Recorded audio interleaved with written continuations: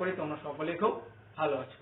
ইতিমধ্যে তোমরা second terminal এক্সামের পরীক্ষা দিয়ে দিয়েছো, তোমাদের সকলের পরীক্ষা খুব ভালো হয়েছে আশা করি।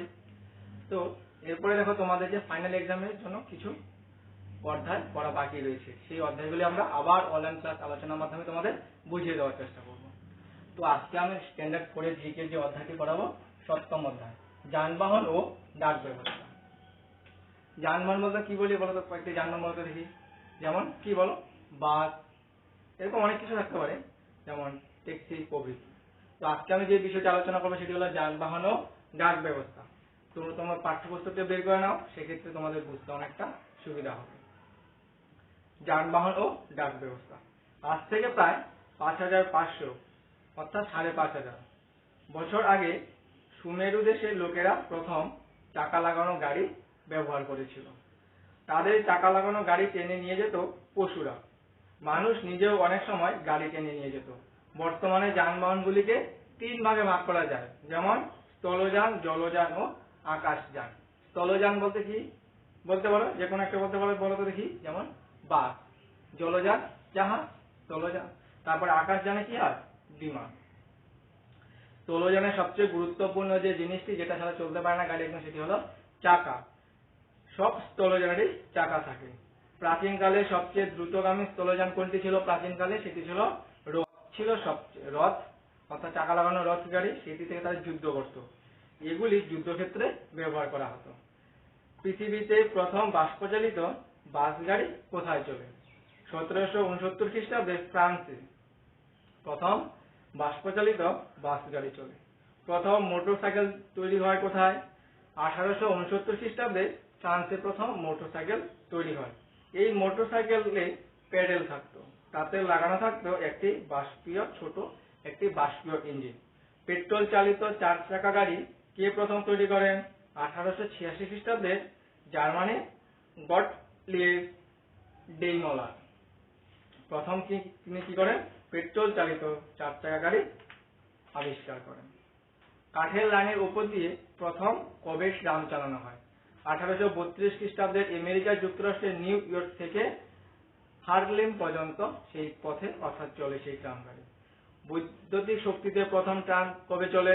1902 খ্রিস্টাব্দে বৈদ্যুতিক শক্তিতে প্রথম ট্রাম চলে। সর্বপ্রথম রেলগাড়ি চালানো হয় কি দিয়ে? 1676 খ্রিস্টাব্দে ঘোড়াকে দিয়ে সর্বপ্রথম রেলগাড়ি চালানো হয়।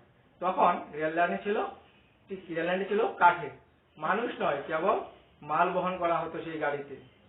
কে প্রথম বাষ্পচালিত ইঞ্জিন আবিষ্কার করে? 1774 খ্রিস্টাব্দে ইংল্যান্ডের জেমস ওয়াট ও তার বন্ধু বোল্টন।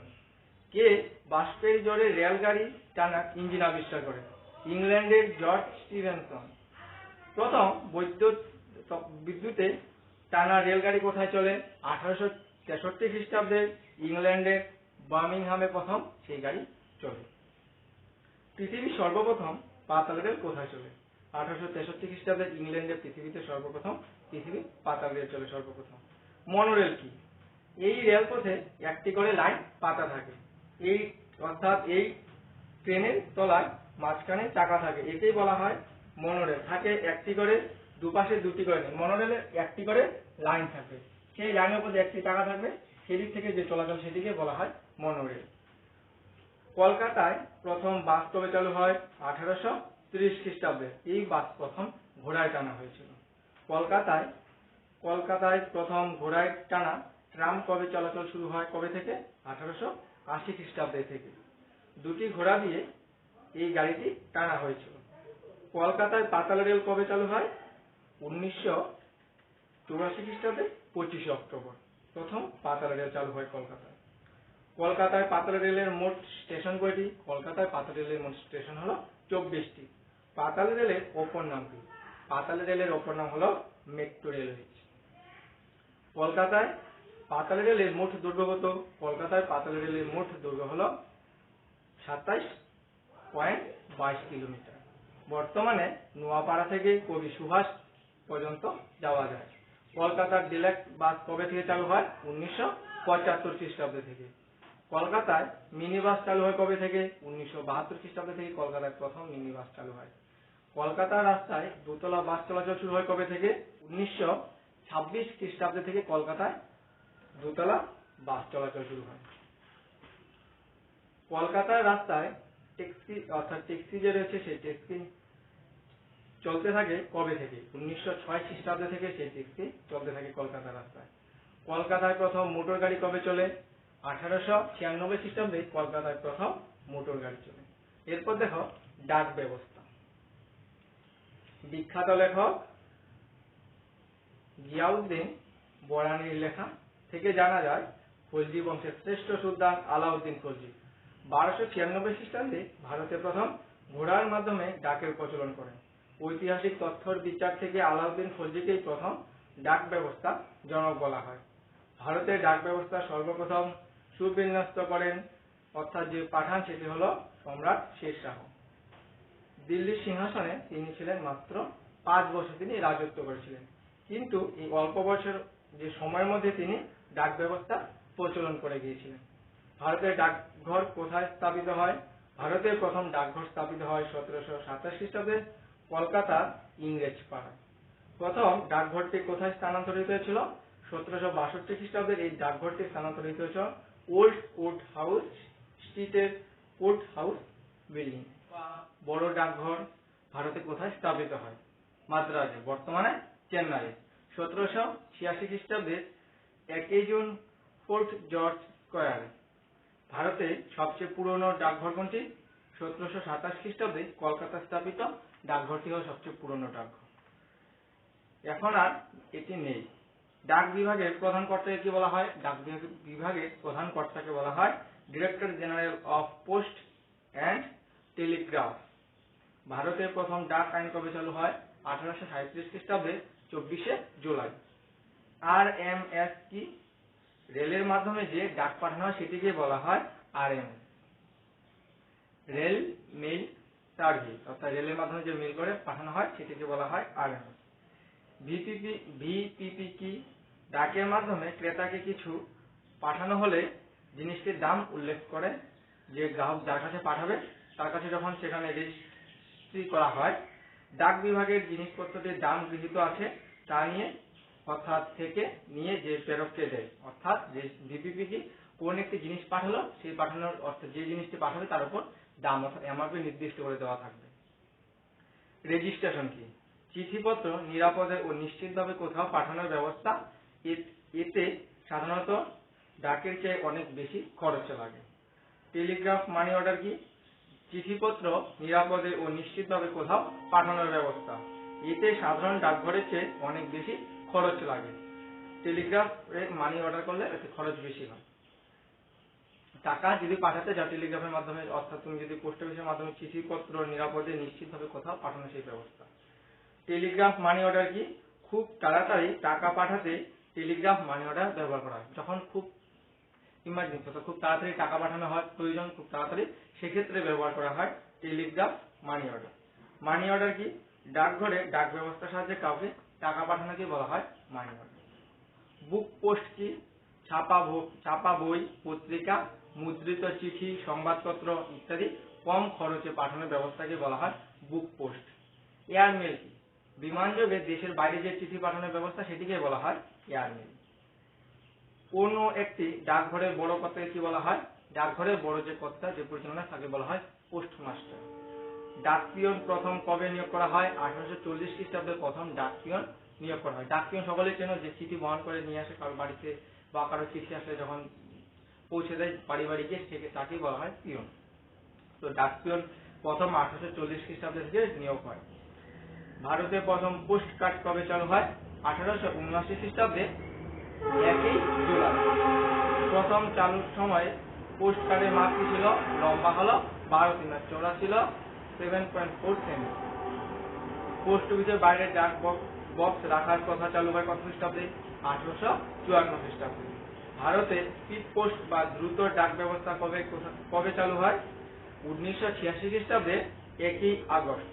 অর্থাৎ প্রথম ভারতে 7টি শহরে ও 5টি অন্য দেশে দ্রুত ডাক ব্যবস্থা চালু করা হয়। ভারতের সরকারিভাবে ডাক বিভাগে কাজ শুরু হয় কোন সময় থেকে? 1855 খ্রিস্টাব্দের অক্টোবর মাস থেকে, লর্ড ডালহৌসির আমল থেকে। পিনকোড কি? ভারতীয় ডাক ও ও তার বিভাগ কর্তৃক প্রবর্তিত একটি বিশেষ নম্বর। এই নম্বরের চিঠি সঠিক জায়গায় পৌঁছে দিতে ডাক বিভাগকে সাহায্য করে। পিনকোডের অর্থ হলো পোস্ট ইন্ডেক্স নাম্বার। পিনকোডের ব্যবস্থার সুবিধা কি? পিনকোডের মাধ্যমে কোনো কিছু চিঠি যদি যখন আসে সহজেই যেখানে অর্থাৎ নির্দিষ্ট গন্তব্যস্থলে পৌঁছে দিতে সুবিধা হয়, সেই জন্য পিনকোড ব্যবহার করা হয়। এরপর দেখো, এখান থেকে তোমরা যে বিষয়টি দেখবে সেটি হলো এ পর্যন্ত প্রকাশিত সবচেয়ে বড় ডাক টিকিট কোনটি? 1991 খ্রিস্টাব্দে 20 আগস্ট রাজীব গান্ধীর ছবি দিয়ে যে ডাক টিকিটটি বেরিয়েছিল সেটি হলো সবচেয়ে বড় মাপের ডাক টিকিট। এই যে দেখো ছবিতে এখানে তুলে দেওয়া রয়েছে।